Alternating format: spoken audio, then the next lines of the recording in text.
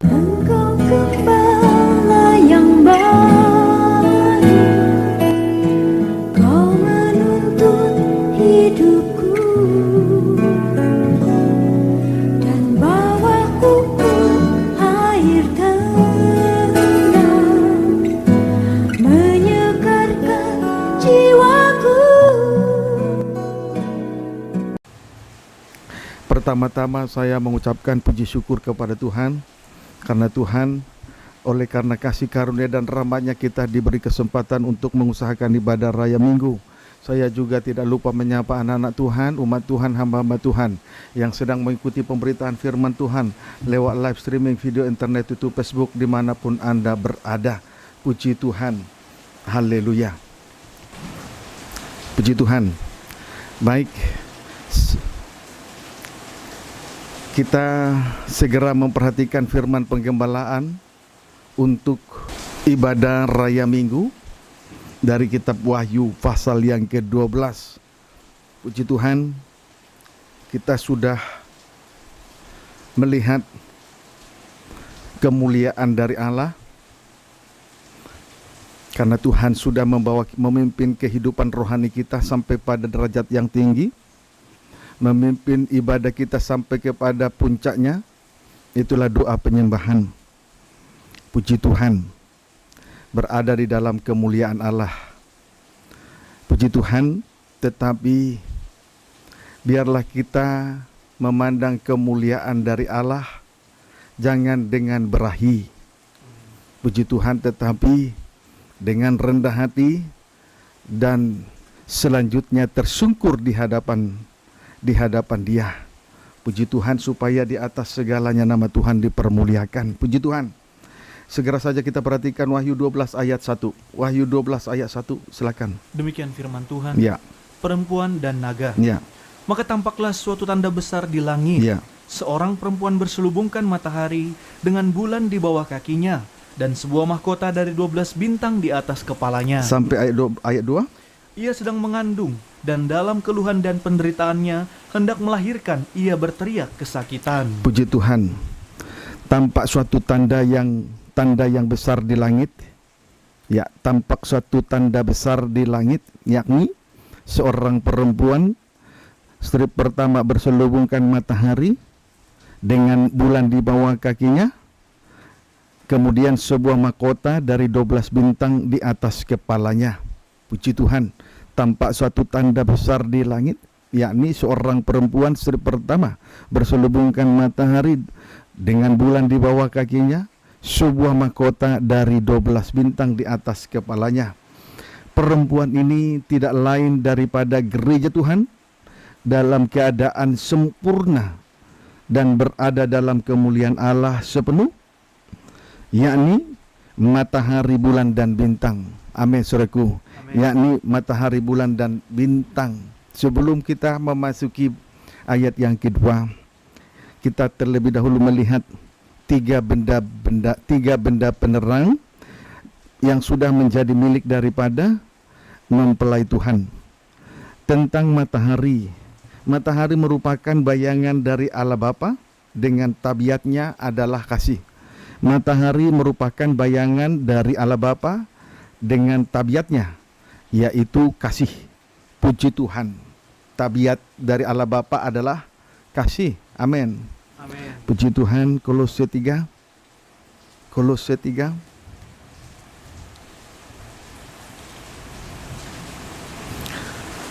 Ayat yang ke-14 sampai dengan ayat 15. Silakan. Demikian firman Tuhan. Ya.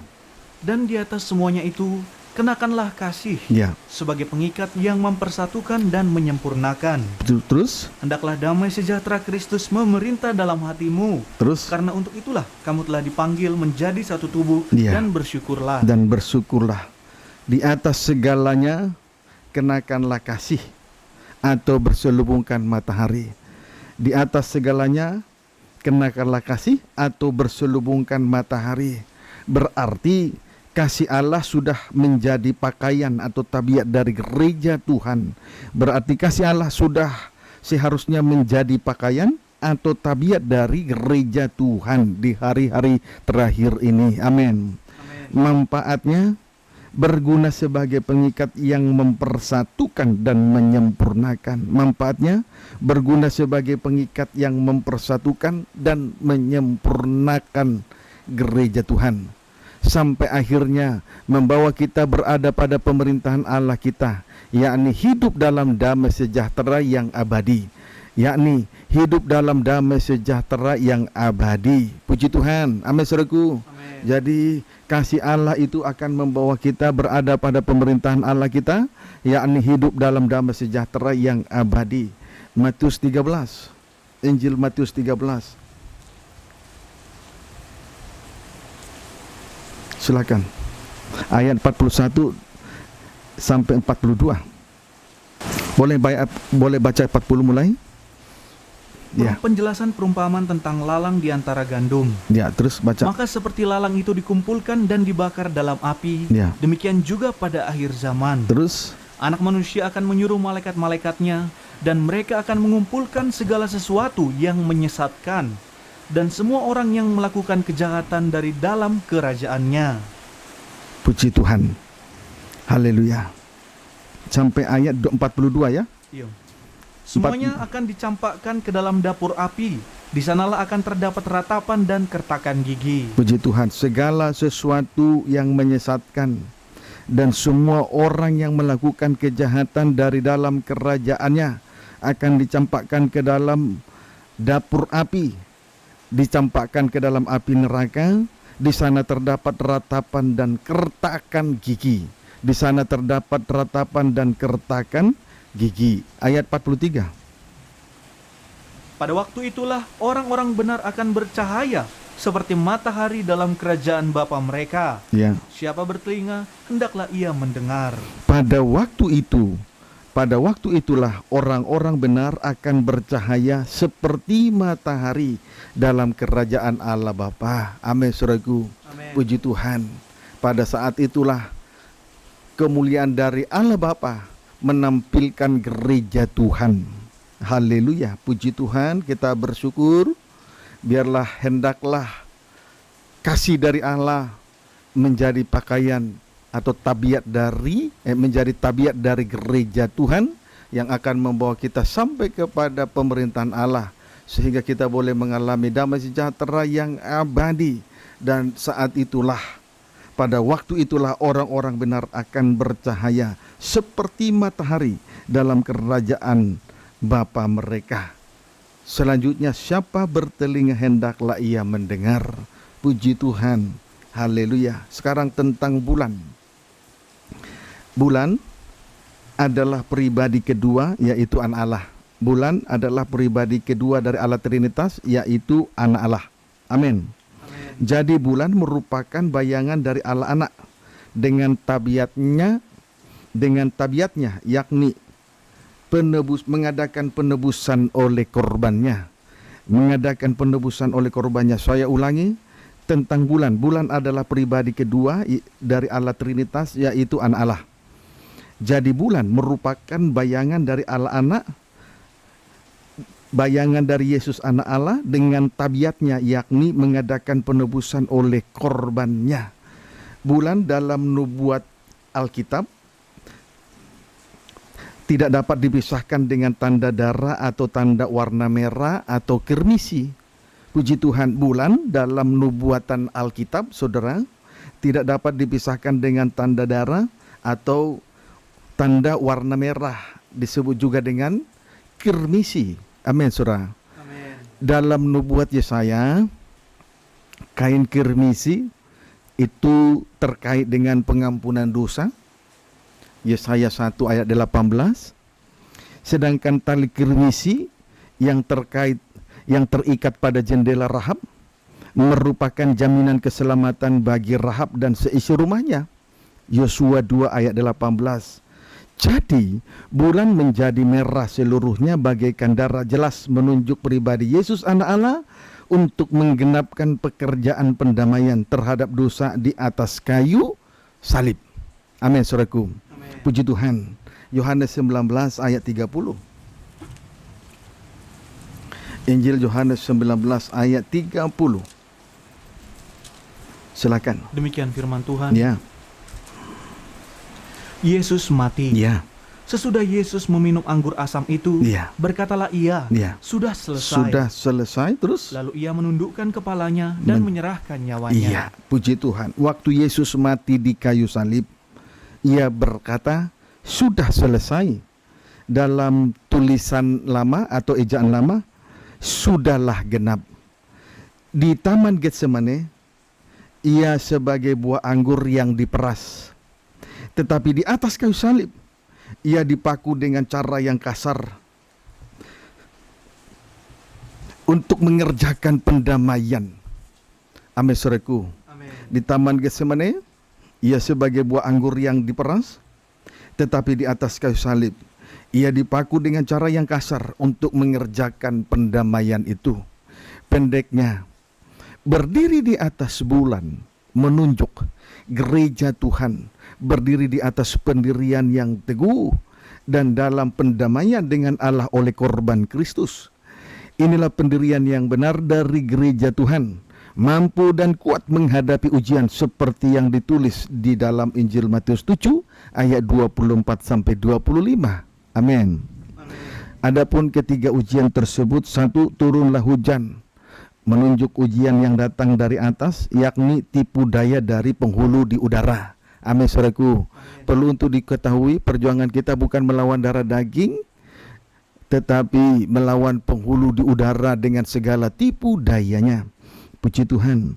Dua, datanglah banjir, menunjuk ujian dari dosa kenajisan, seperti banjir yang pernah membinasakan menghabisi manusia pada zaman Nuh. Tiga, angin melanda rumah itu, menunjuk itu ujian yang menunjuk angin-angin pengajaran palsu oleh permainan palsu dari nabi-nabi palsu dengan segala kelicikan mereka. Amin, saudaraku. Puji Tuhan. Efesus 2 ayat 19 sampai 20. Efesus 2 ayat 19 sampai 20. Silakan.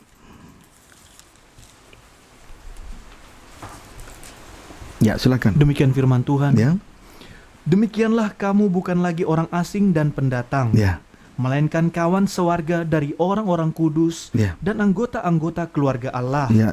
Ya. yang dibangun Sampai 20 terus. yang dibangun di atas dasar para rasul dan para nabi, Ya. dengan Kristus Yesus sebagai batu penjuru. Puji Tuhan. 21. Di dalam Dia tumbuh seluruh bangunan rapi tersusun menjadi bait Allah yang kudus di dalam Tuhan. Puji Tuhan. Dengan pendirian yang benar, tumbuhlah seluruh bangunan rapi tersusun. Amin. Dengan pendirian yang benar, berdiri di atas korban Kristus, berarti dengan pendirian yang benar, di sini dikatakan dengan Kristus Yesus sebagai batu penjuru, berarti dengan pendirian yang benar, gereja Tuhan bertumbuh dan menjadi rapi tersusun, akhirnya menjadi bait Allah yang kudus di dalam Tuhan. Amin. Puji Tuhan. Haleluya. Kita bersyukur ya. Kita bersyukur kalau kita, karena kehidupan kita ini bagaikan rumah yang dibangun di atas dasar yang teguh, sampai akhirnya tumbuh seluruh bangunan rapi tersusun dan menjadi bait Allah yang kudus di dalam Tuhan, menjadi rumah Tuhan, tempat Roh Allah berdiam. Kita bersyukur di situ. Kemudian tentang bintang. Bintang jelas menunjuk guru-guru dalam rumah Tuhan. Disebut juga orang yang bijaksana atau orang yang diurapi. Tugas mereka memimpin gereja Tuhan keluar dari kesusahan yang besar. Memimpin gereja Tuhan keluar dari kesusahan yang besar. Puji Tuhan, saudara, kita tidak mungkin, kita ini harus mempunyai kepala untuk memimpin kehidupan kita, sehingga gereja Tuhan yang hidup di dalam pimpinan Roh Tuhan akan memperoleh keselamatan. Amin, saudaraku. Tidak mungkin tidak memberi diri untuk dipimpin, harus memberi diri dipimpin untuk segera memperoleh keselamatan. Bahkan nanti saudaraku memimpin gereja Tuhan dari keluar dari kesusahan yang besar. Puji Tuhan. Biarlah kiranya kita semua menjadi suatu kehidupan yang terpimpin. Amin. Puji Tuhan. Daniel 12 ayat 3. Daniel 12 ayat yang ketiga. Baca. Demikian firman Tuhan. Ya. Dan orang-orang bijaksana Ya. akan bercahaya seperti cahaya cakrawala. Iya. Terus? Dan yang telah menuntun banyak orang kepada kebenaran Ya. seperti bintang-bintang tetap untuk selama-lamanya. Puji Tuhan. Orang-orang bijaksana menuntun banyak orang kepada kebenaran seperti bintang-bintang tetap untuk selama-lamanya. Seperti bintang-bintang tetap untuk selama-lamanya. Saya meminta dengan sangat supaya kehidupan kita sebagai gereja Tuhan menjadi suatu kehidupan yang terpimpin. Puji Tuhan. Jadi untuk menjadi pemimpin, Tuhan mengangkat dan menetapkannya. Jadi bukan diangkat oleh manusia. Jadi pemimpin guru-guru guru-guru dalam rumah Tuhan yang akan memimpin gereja Tuhan keluar dari kesusahan besar, mereka itu diangkat dan ditetapkan langsung oleh Tuhan, bukan ditetapkan oleh gereja, bukan ditetapkan oleh organisasi. Puji Tuhan. Jadi mahkota dari 12 bintang di atas kepala menunjuk pemimpin-pemimpin yang diurapi. Amin, saudaraku. Pemimpin-pemimpin yang diurapi. Contoh atau bayangan daripada 12 rasul dalam perjanjian lama. Pemimpin dalam perjanjian lama. Contoh atau bayangan daripada 12 rasul dalam perjanjian lama. Dalam kurung pemimpin dalam perjanjian lama. Keluaran 15 ayat 27. Keluaran 15 ayat 27, silakan. Demikian firman Tuhan. Namun boleh saja tak baca 16, tidak usah ditulis. Baca Ulang berapa? ayat 26, cepat. Firman-Nya, Dia. jika kamu sungguh-sungguh mendengarkan suara Tuhan Allahmu dan melakukan apa yang benar di matanya, Terus. dan memasang telingamu kepada Ya. perintah-perintahnya Dip. dan tetap mengikuti segala ketetapannya, Puji Tuhan, menjadi kehidupan yang terpimpin. Terus. maka aku tidak akan menimpakan kepadamu penyakit manapun Ya. yang telah kutimpakan kepada orang Ya. Mesir, Ya. sebab aku Tuhanlah yang menyembuhkan engkau. Saya dari pembacaan ini saya menyampaikan kepada saudara dengan tegas bahwa kehidupan yang terpimpin itu lepas dari perbudakan dosa, lepas dari penyakit manapun. Amin, saudaraku. Termasuk penyakit yang paling termasuk dari wabah corona. Puji Tuhan. Jadilah kehidupan yang terpimpin. Haleluya. 27.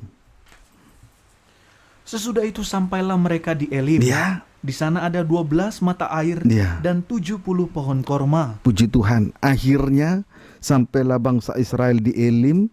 Di sana ada strip pertama 12 mata air, strip yang kedua 70 pohon korma. Puji Tuhan. Jadi sekali lagi saya sampaikan dengan tanda, jadilah kehidupan yang terpimpin supaya lepas dari perbudakan dosa, lepas dari segala jenis penyakit apapun.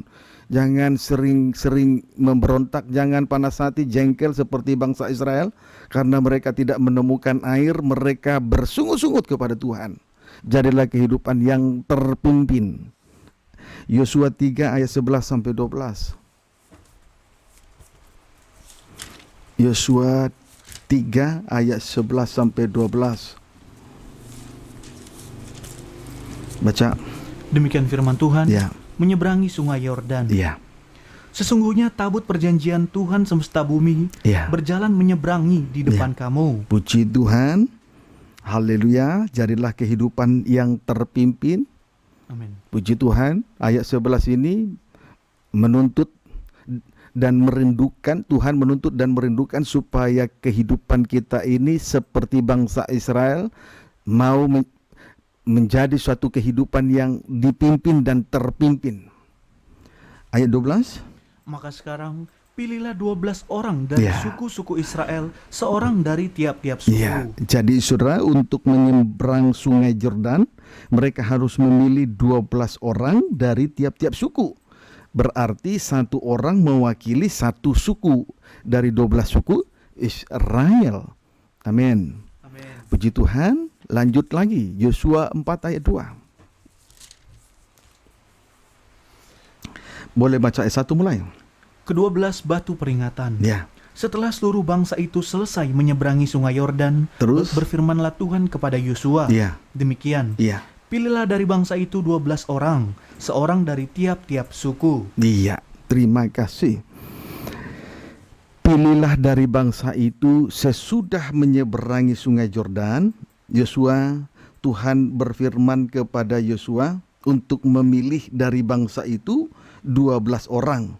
Jadi seorang dari tiap-tiap suku. Amin, saudaraku. Puji Tuhan. Kesimpulannya, strip pertama, Keluaran 15 ayat 27 menunjuk gereja hujan awal dengan 12 rasulnya. Atau boleh saja 12 rasul hujan awal, begitu ya. Strip yang kedua, Yosua 3 ayat 12 dan Yosua 4 ayat 2 menunjuk gereja hujan akhir dengan 12 rasulnya atau gereja hujan akhir. Atau gereja hujan akhir, begitu saja ya. Menunjuk gereja hujan akhir dengan 12 rasulnya. Puji Tuhan. 12 rasul hujan akhir. Singkatnya 12 rasul hujan akhir. Puji Tuhan.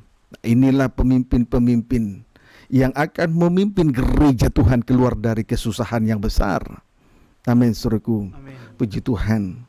Haleluya. Saudara, Tuhan sudah memilih 12 rasul untuk membawa gereja hujan awal keluar dari kesusahan yang besar. Puji Tuhan, kiranya dapat dipahami dengan baik. Haleluya. Efesus 4 ayat 10.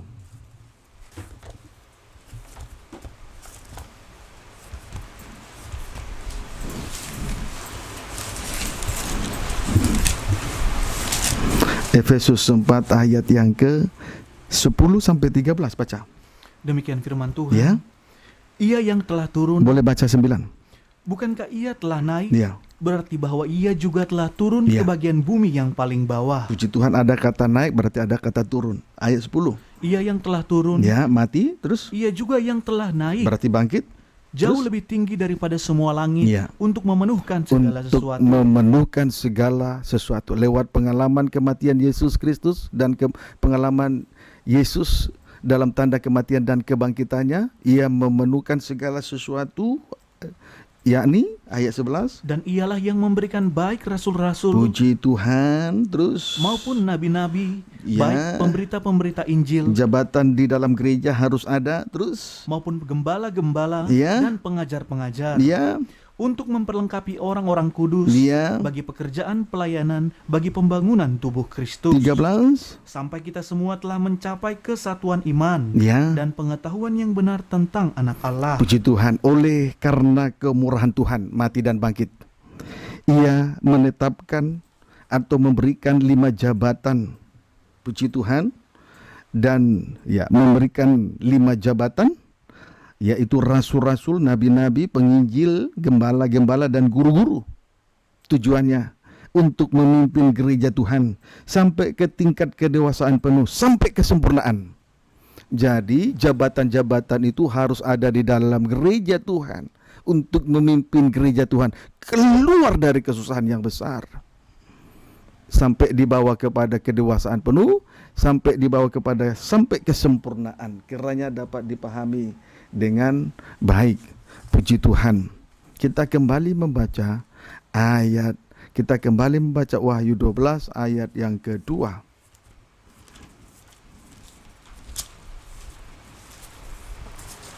Wahyu 12 ayat yang kedua. Silakan. Demikian firman Tuhan. Ya.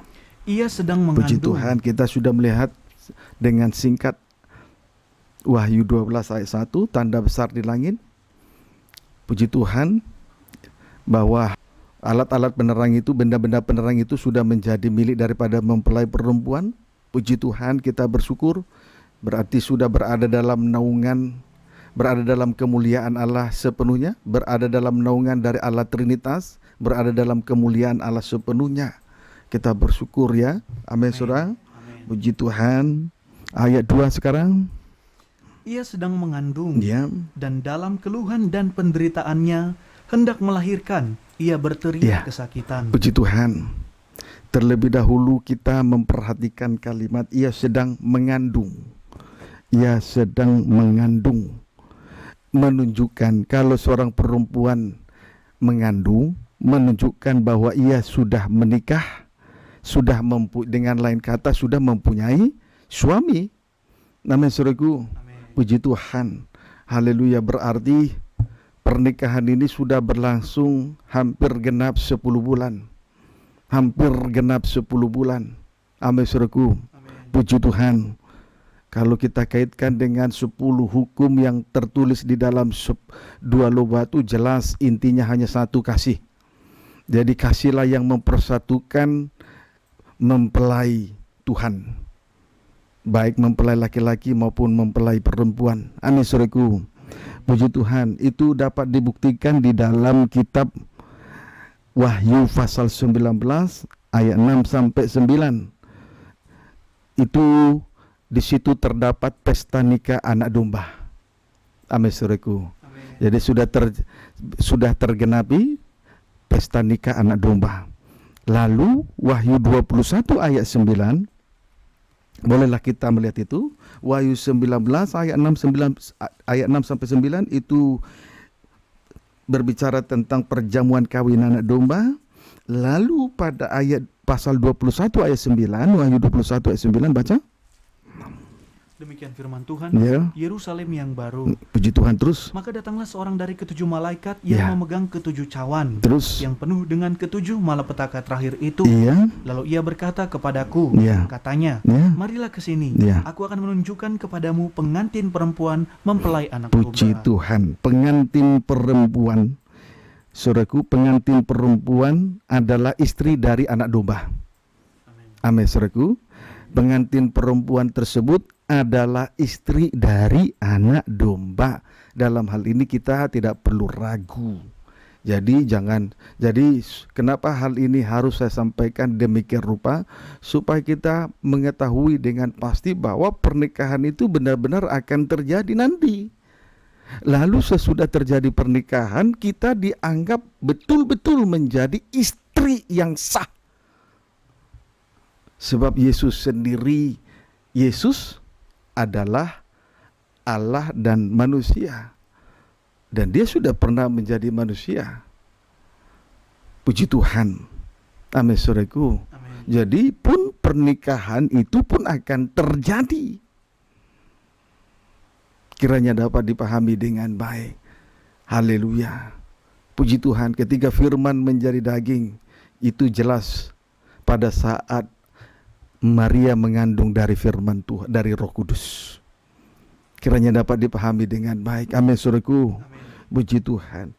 Jadi, saudara, pengantin perempuan disebut, boleh baca ayat 10 sampai 11? Lalu di dalam roh ia membawa aku ke atas sebuah gunung yang Ya. besar lagi tinggi. Terus? Dan ia menunjukkan kepadaku kota yang kudus itu, Ya. Yerusalem, turun dari sorga dari Allah. Ya. Kota itu penuh dengan kemuliaan Allah. Terus? Dan cahayanya sama seperti permata yang paling indah, Terus? bagaikan permata yaspis, jernih seperti kristal. Puji Tuhan. Pengantin perempuan disebut juga dengan kota kudus, Yerusalem baru. Puji Tuhan. Adapun letak dari kota kudus ialah di atas gunung. Ya, di atas gunung yang besar dan lagi tinggi. Di atas gunung yang besar lagi tinggi. Puji Tuhan. Jelas ini adalah Gunung Sion. Berarti Gunung Sion berada pada derajat yang tinggi. Berarti Gunung Sion berada pada derajat yang tinggi. Pengantin perempuan istri dari anak domba berada pada derajat yang tinggi. Amin. Amin. Puji Tuhan, berada pada derajat yang tinggi. Kemudian pada ayat 11 tadi sudah dibaca, kota itu bercahaya kemuliaan Allah. Kemudian pada ayat 11, kota itu bercahaya kemuliaan Allah, yang digambarkan seperti permata yaspis. Ya, jernih seperti kristal. Yang digambarkan seperti permata yaspis, jernih seperti kristal. Kristal sama dengan transparan, berarti luar dalam sama, tidak ada lagi yang ditutup-tutupi. Amin, saudaraku. Kesimpulannya, mempelai Tuhan berada pada strip pertama derajat yang tinggi, strip yang kedua penuh dengan kemuliaan Allah. Amin. Puji Tuhan, sehingga digambarkan dengan permata yaspis, permata yang paling indah. Kalau kedudukan gereja Tuhan sudah berada pada derajat yang tinggi, kemudian penuh dengan kemuliaan Allah, saudaraku, digambarkan dengan sehingga digambarkan dengan permata yaspis, permata yang paling indah, jernih seperti kristal. Biarlah kiranya kita semua pada akhirnya menjadi permata yang paling indah. Amen.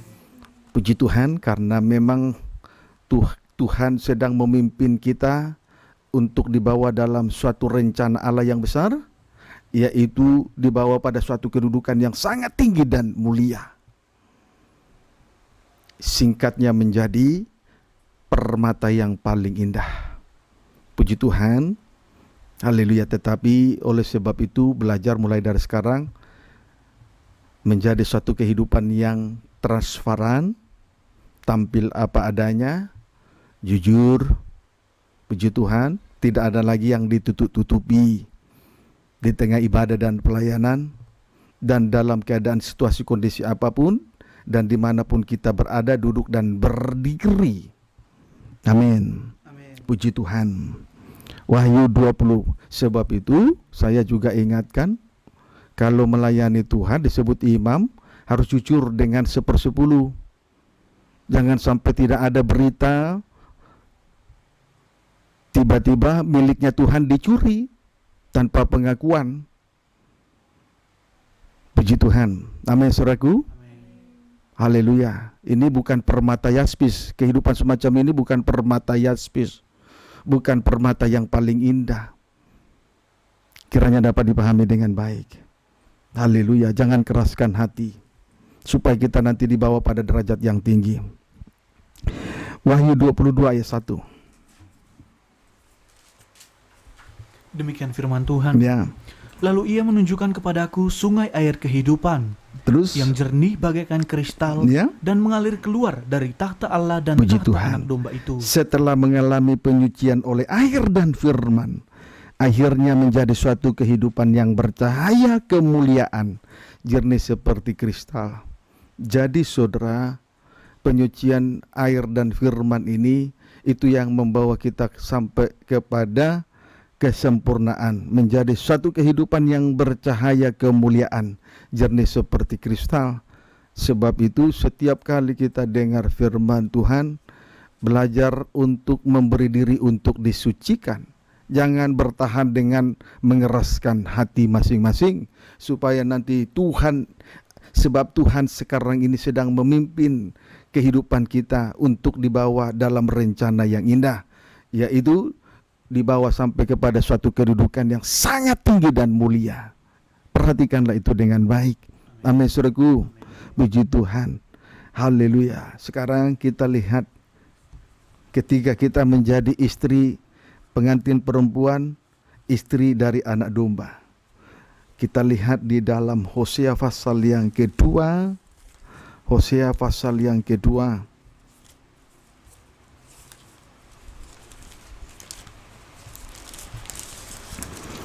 Ayat 18 sampai 19.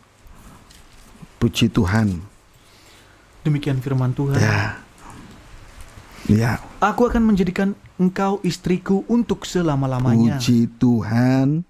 Tuhan mengatakan dengan jelas, aku akan menjadikan engkau istriku untuk selama-lamanya. Terus, dan aku akan menjadikan engkau istriku dalam keadilan Ya. dan kebenaran, puji Tuhan. Terus, dalam kasih setia dan kasih sayang. ya, perhatikanlah pengantin perempuan, ya, istri dari anak domba. Puji Tuhan, dijadikan istri anak domba untuk selama-lamanya. Pengantin perempuan dijadikan istri anak domba untuk selama-lamanya. Amin, saudaraku. Jadi tidak ada istri dalam nikah siri, tidak ada istri dalam ikatan yang hanya sebatas ada batasannya, tetapi dijadikan istri untuk selama-lamanya. Tidak ada istilah istri kontrak, tidak ada istri dalam nikah siri, tetapi jadikan istri untuk selama-lamanya. Puji Tuhan, betul-betul berada dalam kedudukan yang sangat tinggi dan mulia. Puji Tuhan, perhatikanlah pengharapan yang mulia ini. Jangan diabaikan begitu saja. Ini bukan pengharapan kosong, tetapi betul-betul Tuhan akan menepati janjinya. Kita semua dijadikan istri untuk selama-lamanya, kemudian dijadikan istri, strip pertama dalam keadilan, strip yang kedua dalam kebenaran, strip yang ketiga dalam kasih setia, strip yang keempat dalam kasih sayang. Puji Tuhan, kalau perkara ini berada dalam nikah, sudah pasti bersuasanakan kerajaan surga. Bersuasanakan kerajaan surga, damai yang abadi, di mana Kristus memerintah di dalamnya. Kiranya dapat dipahami dengan baik. Itu adalah sebuah rencana yang sedang Tuhan kerjakan di dalam setiap kehidupan kita masing-masing.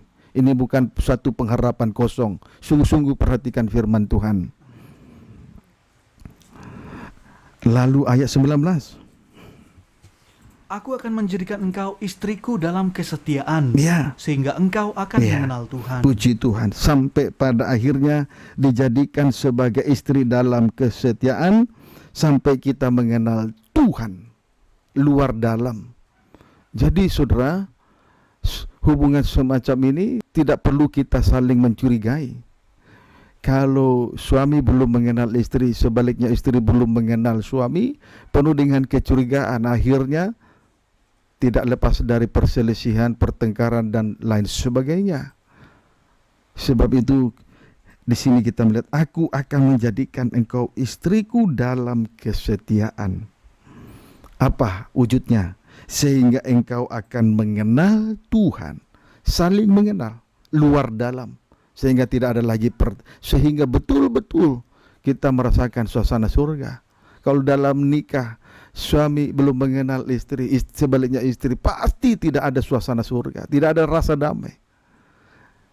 Jadi damai yang Tuhan mau berikan bukan damai yang semu, bukan damai seperti yang diberikan oleh dunia. Ada uang, ada damai, ada harta, ada damai, tapi habis semua, habis damai. Bukan seperti itu, tetapi damai untuk selama-lamanya. Amin. Puji Tuhan, kiranya dapat dipahami dengan baik. Kemudian kita kembali membaca Wahyu 12 ayat 2. Itulah sedikit mengenai ia sedang mengandung, menunjukkan bahwa ia bersuami, dan memang pernikahan juga akan dilaksanakan dalam Wahyu 19 ayat 6 sampai 9, kemudian dalam Wahyu 21 ayat 9 sampai dengan ayat 11. Puji Tuhan. Itulah soal ia sedang mengandung. Puji Tuhan. Kemudian sedang mengandung ini sama seperti peti dari tabut perjanjian. Di dalamnya terkandung 3 hal. Itulah buli-buli berisi mana. Kemudian itu berbicara tentang iman yang permanen. Lalu kemudian tongkat Harun yang bertunas, itu berbicara tentang pengharapan yang permanen. Lalu 2 loh batu, saudaraku, yang bertuliskan 10 hukum, itu berbicara tentang kasih Allah yang permanen. Kiranya dapat dipahami dengan baik. Haleluya.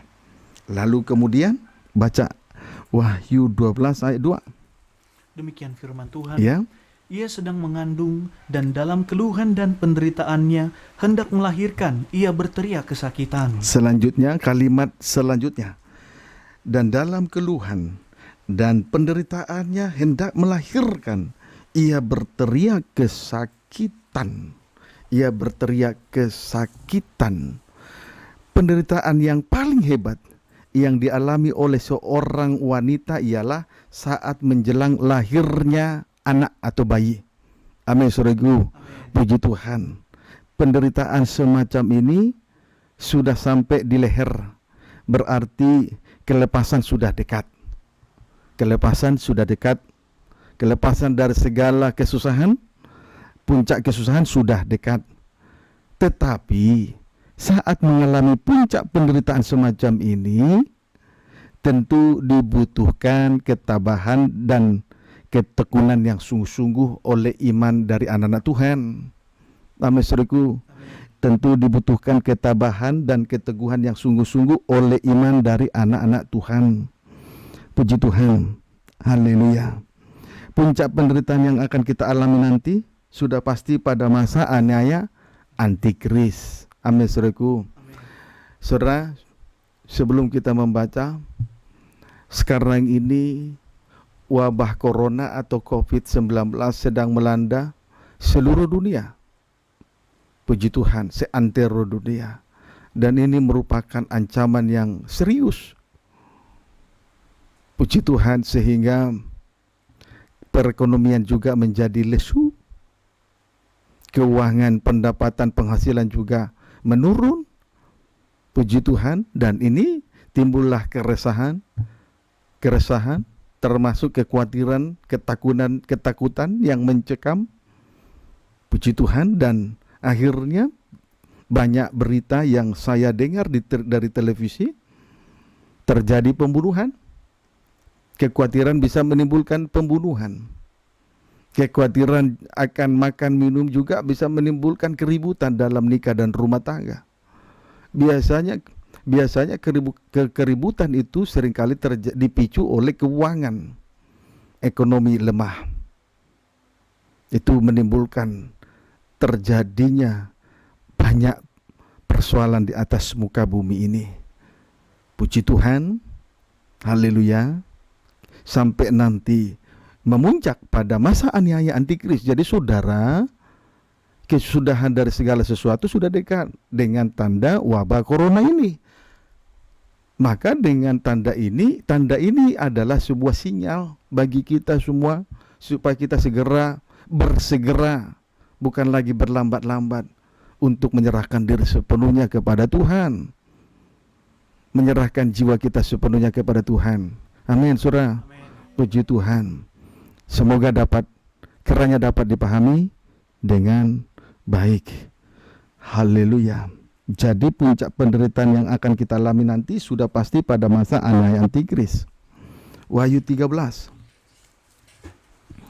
Wahyu 13 ayat 9 sampai dengan ayat 10. Demikian firman Tuhan. Puji Tuhan. Boleh dulu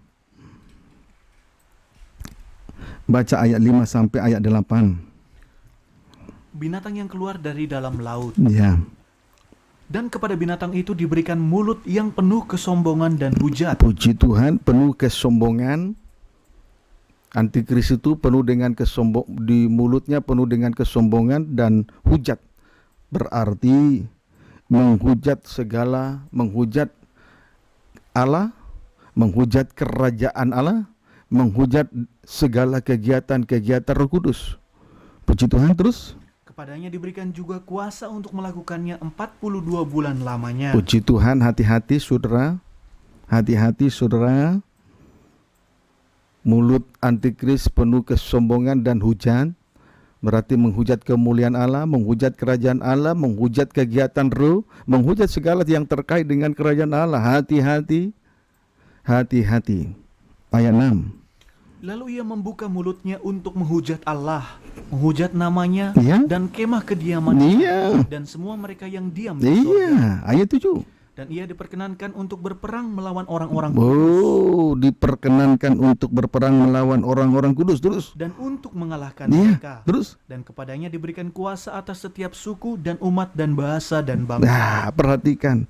Antikris diperkenankan untuk berperang melawan orang-orang kudus dan bahkan mengalahkan mereka. Atas seizin Tuhan, kepada mereka diberikan kuasa atas setiap suku dan umat dan bahasa dan bangsa. Hati-hati. Puji Tuhan, jangan saudara anggap enteng. Sekarang ia belum sampai kepada puncak kesukaran, tetapi wabah corona ini sudah harus menjadi sinyal bagi saudara. Haleluya. Puji Tuhan. Ayat 8. Dan semua orang yang diam di atas bumi akan menyembahnya. Iya. Terus. Yaitu setiap orang yang namanya tidak Iya. tertulis sejak dunia dijadikan Iya. di dalam kitab kehidupan dari anak domba yang telah Puji disembelih. Tuhan. Jadi setiap orang yang sudah menerima cap meterai dari antikris, yaitu 666 di tangan kanan atau di dahi, serta akhirnya mereka sujud menyembah daripada menyembah antikris, itu sudah pasti mereka binasa. Siapakah mereka itu? Mereka itu adalah orang-orang yang namanya tidak tertulis dalam kitab kehidupan anak domba yang disembelih, tidak menghargai korban Kristus. Puji Tuhan. Perhatikanlah ayat 9 sampai dengan ayat 10. Saudara, kita sudah melihat gambaran dari kesukaran, dan dengan tingkat kesukaran yang sangat tinggi, itulah yang disebut puncak kesukaran.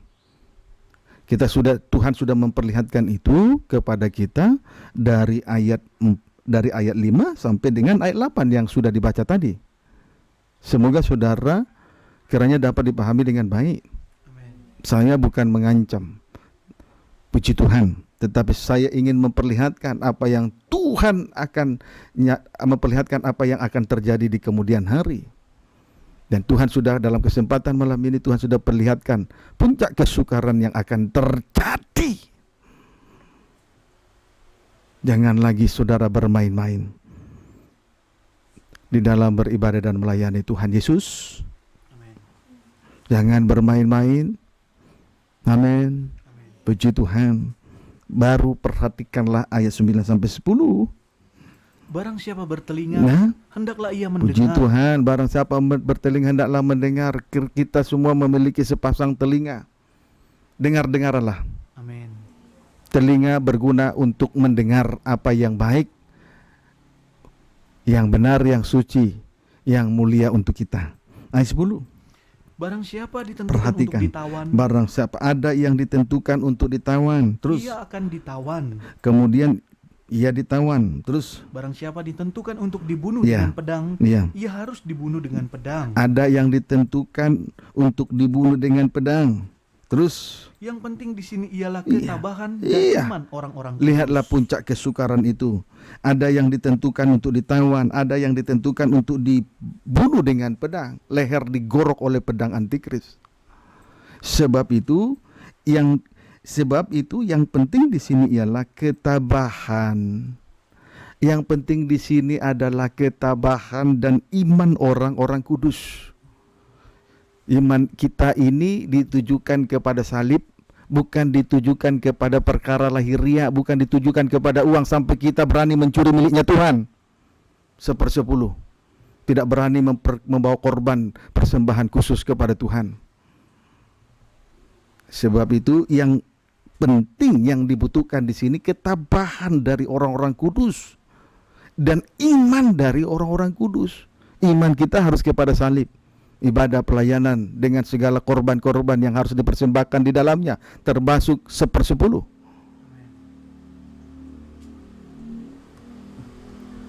Puji Tuhan, iman kita harus kepada salib, tidak kepada yang ada perkara lahiriah. Amin, saudaraku.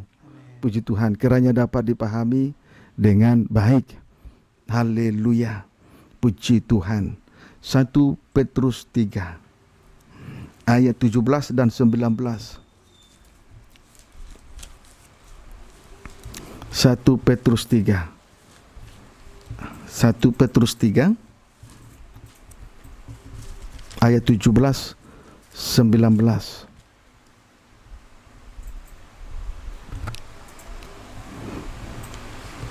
Silakan. Demikian firman Tuhan. Ya. Menderita dengan sabar. Ya, boleh baca 12 cepat ya. Ayat berapa? Ayat 12 pun boleh.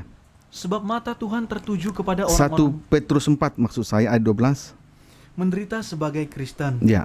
Saudara-saudara yang kekasih, Ya. janganlah kamu heran akan nyala api siksaan Ya. yang datang kepadamu sebagai ujian, seolah-olah ada sesuatu yang luar biasa Ya. terjadi atas kamu. Terus Sebaliknya bersukacitalah dia. sesuai dengan bagian yang kamu dapat dalam penderitaan Kristus, Ya. supaya kamu juga boleh bergembira dan bersukacita Ya. pada waktu Ia menyatakan kemuliaannya. Puji Tuhan, biarlah kiranya kita, saudaraku, iman itu kepada salib Kristus, iman itu terhadap salib Kristus, supaya sampai akhirnya sampai kepada Ia menyatakan kemuliaannya. Amin, saudaraku. Amin. Iman itu kepada salib sampai nanti Ia, Tuhan, menyatakan kemuliaannya. Kemudian ayat 14 sampai dengan 17. Berbahagialah kamu jika kamu dinista karena nama Kristus, Puji Tuhan. Terus sebab roh kemuliaan yaitu roh Allah ada padamu. Terus Janganlah ada di antara kamu yang harus menderita sebagai pembunuh atau pencuri atau penjahat atau pengacau. ya, jangan kita menderita sebagai pembunuh, sama dengan benci kepada sesama, atau pencuri, mengambil miliknya Tuhan 1/10 dan mengambil miliknya orang lain, atau penjahat atau pengacau balau di tengah ibadah dan pelayanan. Terus Tetapi jika ia menderita sebagai orang Kristen, Terus? maka janganlah ia malu, iya, melainkan hendaklah ia memuliakan Allah Iya. dalam nama Kristus itu. iman itu kepada salib, dan jangan malu kalau harus menderita karena salib Kristus. Amin, saudaraku. Amin. Puji Tuhan. Haleluya. Barulah ayat 17. Karena sekarang telah tiba saatnya Ya. penghakiman dimulai. Penghakiman dimulai. Wabah corona ini sinyal bahwa penghakiman mulai terjadi nanti, tidak lama lagi. Terus Dan pada rumah Allah sendiri Ya. yang harus pertama-tama Ya. dihakimi. pada rumah Allah sendiri yang harus pertama-tama dihakimi. Jadi bukan yang di luaran sana. Pertama-tama dihakimi adalah rumah Allah. Tetapi sekalipun demikian, yang terpenting adalah ketabahan dari orang-orang kudus dan iman dari orang-orang kudus. Saudara harus mengerti hal ini, kiranya dapat dipahami dengan baik. Kemudian bagian B.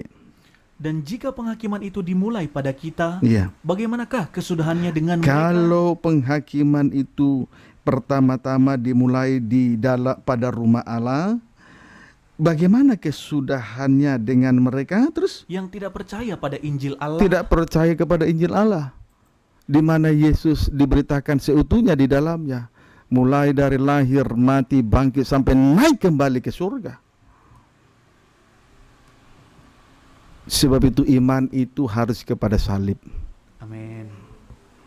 Maka yang dibutuhkan selain iman kepada salib juga ketabahan.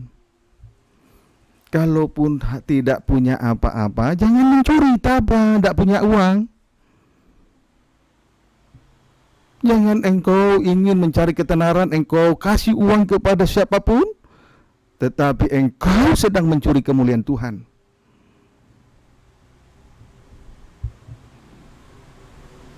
Ingat, penghakiman itu pertama-tama dimulai pada rumah Allah sendiri, bukan di luaran sana.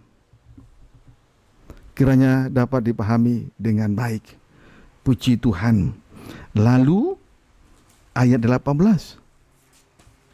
Dan jika orang benar hampir-hampir tidak diselamatkan, Iya. apakah yang akan terjadi dengan orang fasik dan orang berdosa? Kalau orang kudus saja hampir tidak diselamatkan, orang kudus yang tinggal di dalam rumah Tuhan tadi hampir-hampir tidak diselamatkan, bagaimana jadinya dengan orang fasik, yaitu orang yang mencuri miliknya Tuhan?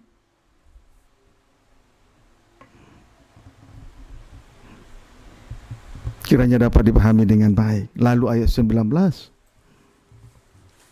Karena itu baiklah juga mereka yang harus menderita karena kehendak Allah, menyerahkan jiwanya Ya. dengan selalu berbuat baik kepada Ya. Pencipta yang setia. Puji Tuhan. Jadi, saudaraku, mereka yang harus menderita karena kehendak Allah, menderita karena salib, ayo menyerahkan segenap jiwa, disertai dengan selalu berbuat baik kepada Allah.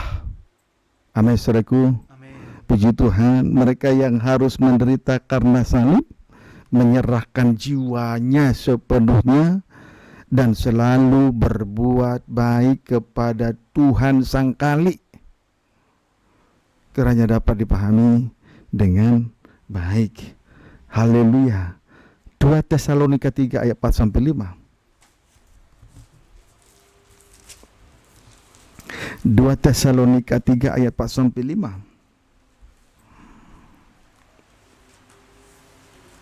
Demikian firman Tuhan. Ya, Berdoa dan bekerja. puji Tuhan. Terus? Dan kami percaya dalam Tuhan Ya, bahwa apa yang kami pesankan kepadamu, Ya. kamu lakukan dan akan kamu lakukan. puji Tuhan. Ini doa dan kerinduan Rasul Paulus untuk kepada jemaat di Tesalonika adalah supaya melakukan apa yang telah dipesankannya. Jangan kita dengar firman tetapi mengabaikannya. Dengar untuk melakukannya lah. Amin. Ayat 5. Kiranya Tuhan tetap menunjukkan, diulangi, kiranya Tuhan tetap menunjukkan hatimu kepada kasih Allah dan kepada keutamaan Kristus. Supaya akhirnya kiranya Tuhan tetap menunjukkan hati kita kepada kasih Allah dan kepada ketabahan Kristus. Jadi doa Rasul Paulus terhadap sidang jemaat di Tesalonika supaya hati mereka tertuju kepada strip pertama kasih Allah, strip yang kedua kepada ketabahan Kristus. Saya juga berdoa untuk diri saya, istri anak saya, juga tidak terkecuali kepada seluruh sidang jemaat GPT Betania Sarana Cilegon tanpa terkecuali besar kecil tua muda laki-laki perempuan, supaya hati kita tertuju kepada kasih Allah, supaya hati kita tertuju kepada ketabahan Kristus. Amin. Jangan hati terpaut dengan yang ada ini, jangan terpaut dengan uang, supaya kita jangan memilukan hati Tuhan. Kiranya dapat dipahami dengan baik. Puji Tuhan, kiranya hati kita tertuju kepada kasih Allah. Amin. Amin. Kiranya hati kita tertuju kepada ketabahan Kristus. Amin. Amin. Puji Tuhan. Ibrani 12 ayat 3.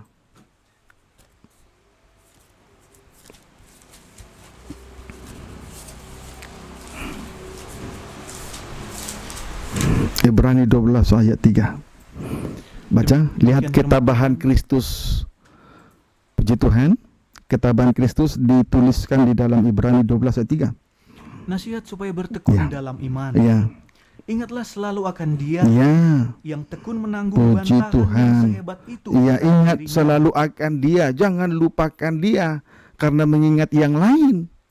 Ingat selalu akan Dia yang tekun menanggung bantahan yang sehebat itu terus. terhadap dirinya Iya, dari pihak orang-orang berdosa, iya. supaya jangan kamu menjadi lemah dan putus asa. Puji Tuhan. Haleluya. Jadi saudaraku, mari kita ingat selalu akan Dia. Jangan saudaraku melupakan Dia karena yang lain-lain. Sebab Dia kenapa harus selalu ingat akan Dia? Karena selalu tekun menanggung bantahan yang sehebat itu terhadap dirinya dari pihak orang-orang berdosa. Tujuannya supaya jangan kita menjadi lemah dan putus asa. Ayo ingat dan pandang selalu korban Kristus. Puji Tuhan yang tekun menanggung penderitaan, bantahan yang hebat sekali. Puji Tuhan, supaya kita jangan menjadi lemah, supaya kita jangan menjadi putus asa. Biarlah kiranya kita jadikan salib Kristus menjadi tolak ukur dari segala aspek sendi-sendi seluruh kehidupan kita masing-masing. Amin, saudaraku. Puji Tuhan. Haleluya. Kita sudah melihat bahwa perempuan itu sudah berada, istri pertama berada pada derajat yang tinggi, kemudian berada dalam kemuliaan Allah berada dalam kemuliaan Allah yang penuh. Puji Tuhan. Haleluya. Dengan kata lain, sudah dilengkapi dengan matahari, bulan, dan bintang. Amin. Amin. Namun perempuan itu masih menderita kesakitan. Bukankah begitu, saudaraku? Amin. Berada dalam kemuliaan, derajat yang tinggi, berada dalam kemuliaan, sudah dilengkapi dengan matahari, bulan, dan bintang. Namun perempuan itu masih menderita kesakitan. Puji Tuhan. Haleluya. Artinya, saudaraku, memang jalan untuk ke surga itu harus melewati sengsara. Amin, saudaraku. Amin. Harus melewati sengsara, harus melewati jalan yang sempit dan pintu yang sesak. Karena lebarlah jalan untuk menuju kepada kebinasaan. Jadi jalan untuk menuju ke surga itu bagaikan pintu yang sesak, jalan yang sempit. Amin, saudaraku. Harus melewati sengsara daging, harus melewati sengsara salib. Puji Tuhan, untuk menghukum daging. Sebab lebarlah jalan untuk menuju kebinasaan. Amin, saudaraku. Sudah berada pada derajat yang tinggi, sudah berada dalam kemuliaan. Dengan kata lain, sudah dilengkapi dengan matahari, bulan, dan bintang, tapi juga mengalami penderitaan, menderita kesakitan. Artinya di sini adalah jalan untuk menuju ke surga itu harus melewati sengsara. Tidak ada jalan yang lain. Jalan untuk menuju ke Roma banyak, tetapi jalan untuk menuju ke surga hanya satu, sengsara salib. Jalan yang sempit, pintu yang sesak. Tetapi lebarlah jalan menuju kepada kebinasaan. Amin, saudaraku. Sebab itu jangan biasakan berada di jalan yang lebar. Jangan biasakan untuk meninabobokan daging. Jangan biasakan untuk membiarkan daging bersuara dengan leluasa. Sebab itu jalan menuju kebinasaan. Jadi saudara tidak usah bertanya-tanya seperti kebanyakan orang Kristen yang sudah menerima ajaran tentang teologi kemakmuran. Mereka asing dengan pengajaran salib. Padahal hanya satu jalan untuk menuju ke surga, yaitu sengsara salib. Jalan sempit, pintu sesak. Kiranya dapat dipahami dengan baik. Sebab itu jangan biarkan daging ini dengan leluasa melakukan segala keinginan-keinginan, yaitu hawa nafsu daging yang jahat itu. Kiranya dapat dipahami dengan baik. Kalau kita diajar untuk memikul salib, bersyukur saja. Jangan ngomel, jangan menggerutu. Sebab hanya satu jalan menuju ke surga. Banyak jalan menuju ke Roma, tetapi hanya satu jalan menuju ke surga. Tidak ada yang lain. Sengsara salib. Bukan berarti kalau kita berada di tengah-tengah kemuliaan Allah, dalam kerajaan Allah, bukan berarti kita tidak mengalami penderitaan hebat. Harus, karena itu satu-satunya jalan. Tidak ada jalan lain. Amin. Kisah Rasul 14, seperti pengakuan dari anak-anak Tuhan di dalam Kisah Rasul 14.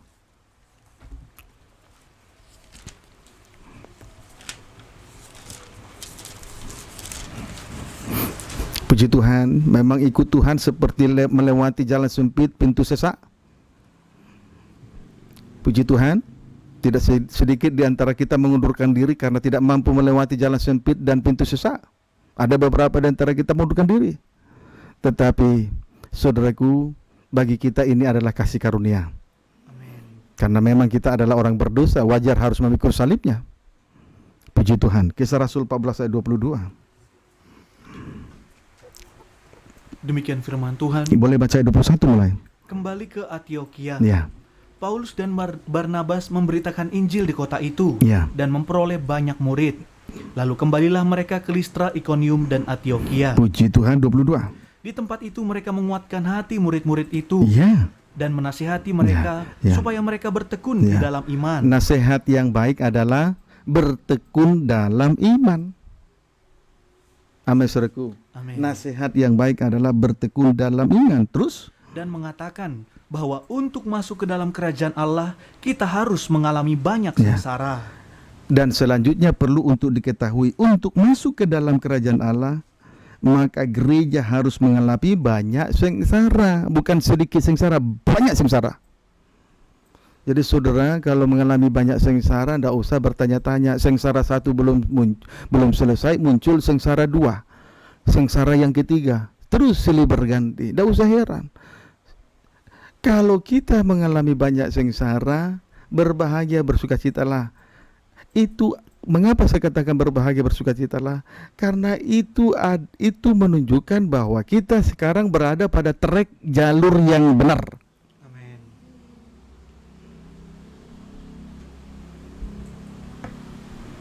Amin, saudaraku. Amin. Puji Tuhan.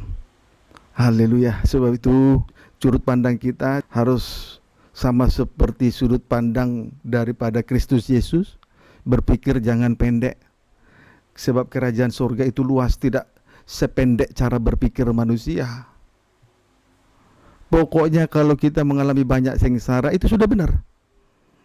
Itu sudah berada pada trek jalur untuk menuju ke surga. Itu saja sudah titik.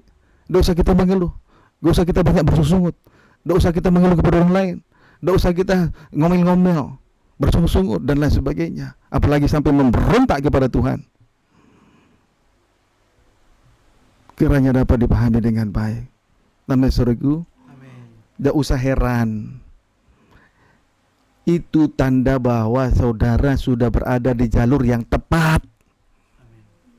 Jadi jangan saudara kalau berada di jalan yang lebar untuk daging, saudara bahagia. Salah.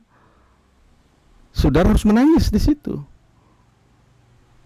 Selagi masih ada kesempatan, kerjakanlah keselamatanmu dengan takut dan gentar. Puji Tuhan. Ayat 23. Di tiap-tiap jemaat, rasul-rasul itu menetapkan penatua-penatua bagi jemaat itu. Iya. Dan setelah berdoa dan berpuasa, mereka menyerahkan penatua-penatua itu kepada Tuhan Puji yang adalah Tuhan. sumber kepercayaan mereka. Haleluya. Berdoa dan berpuasa supaya Tuhan pakai saya terus dalam pembukaan rahasia firman Tuhan Amin. sebagai pemimpin dalam rumah Tuhan. Amin, saudaraku. Amin. Sehingga dari mulut ini keluar pengajaran yang sehat, bukan teologi kemakmuran. Kiranya dapat dipahami dengan baik. 2 Tesalonika 3 ayat 6.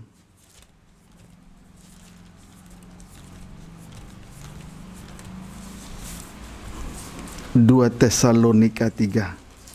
Puji Tuhan, berdoa dan berpuasa supaya di tengah-tengah ibadah pelayanan kita ada ajaran sehat yang keluar dari mulut ini. Amin. Amin, saudaraku. Amin. Puji Tuhan. 2 Tesalonika 3 ayat yang ke-6, baca. Demikian firman Tuhan. Ya, ayat yang ke-5. Kiranya Tuhan tetap menunjukkan hatimu kepada kasih Allah Ya. dan kepada ketabahan Kristus. Ya, amin, saudara. Amin. Kiranya Tuhan tetap menunjukkan hati kita masing-masing kepada dua hal. Satu, kepada kasih Allah. Dua, kepada ketabahan Kristus. Lalu ayat 6. Tetapi kami berpesan kepadamu saudara-saudara, Tetapi selanjutnya ada pesan yang harus diperhatikan jemaat Tesalonika, yaitu terus dalam nama Tuhan Yesus Kristus, supaya kamu menjauhkan diri dari setiap saudara yang tidak melakukan pekerjaannya dan yang tidak menurut ajaran yang telah kamu terima dari Ya. kami. puji Tuhan. Adapun nasihat Rasul Paulus kepada jemaat di Tesalonika adalah supaya bertekun di dalam memikul salib. Pisahkan diri dari orang yang tidak bertekun memikul salib. Jangan malah kita menghasut. Pisahkan dia. Jangan mau dihasut dengan orang yang tidak bertekun dengan memikul salib. Amin, saudaraku. Amin. Puji Tuhan, kiranya dapat dipahami dengan baik. Jadi yang terpenting pesan dari Rasul Paulus adalah supaya tetap bertekun memikul salib. Pekerjaan Tuhan di tengah ibadah pelayanan memikul salib. Pisahkan diri dari orang yang malas bekerja memikul salib. Manakala engkau dihasut, jangan terima hasutan semacam ini. Engkau terhasut, engkau terhilang, binasa. Perhatikanlah pesan yang baik dan ajaran yang sehat ini. Amin, saudaraku. Puji Tuhan. Kiranya dapat dipahami dengan baik. Ada beberapa waktu lalu mau dihasut oleh orang si penghasut, sampai ada mengucapkan kata-kata dengan bahasa daerah, maos. Engkau harus menangis malam ini, karena kau sudah mengadakan perbantahan kepada Tuhan. 2 Timotius 3 ayat 12.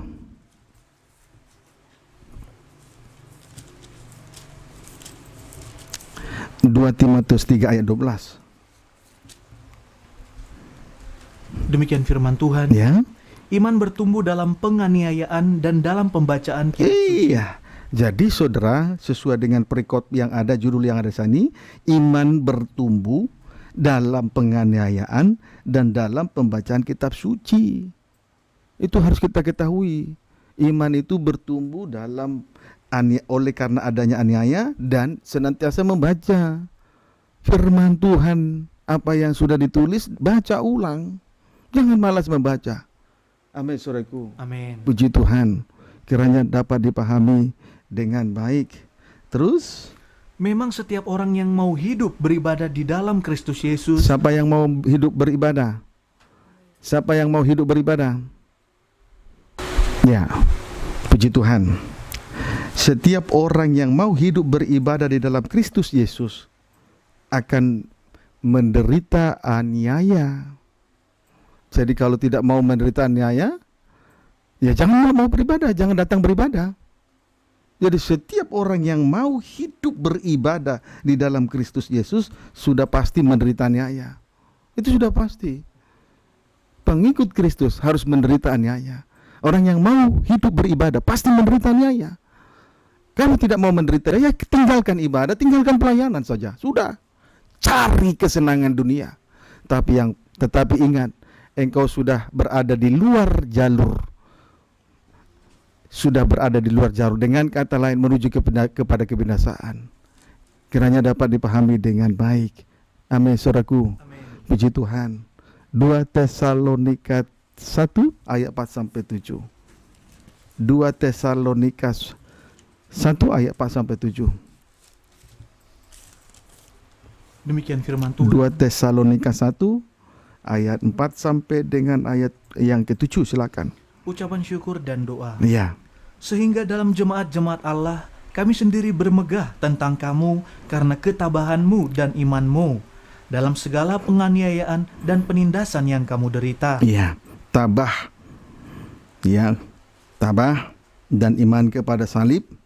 Terus Suatu bukti tentang adilnya penghakiman Allah. itu adalah suatu bukti tentang adilnya penghakiman Allah. Terus Yang menyatakan bahwa kamu layak menjadi warga kerajaan Allah. ketabahan dan iman oleh karena penganiayaan itu adalah bukti tentang adilnya penghakiman Allah. Mengapa demikian? Sebab Allah menyatakan bahwa kita layak menjadi warga kerajaan surga. Amin.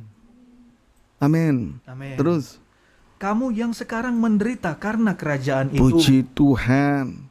Haleluya. Yang terpenting ketabahan dan iman kepada salib. Nanti Tuhan akan menyatakan keadilannya karena kita dianggap layak untuk masuk surga. Ayat yang ke-6.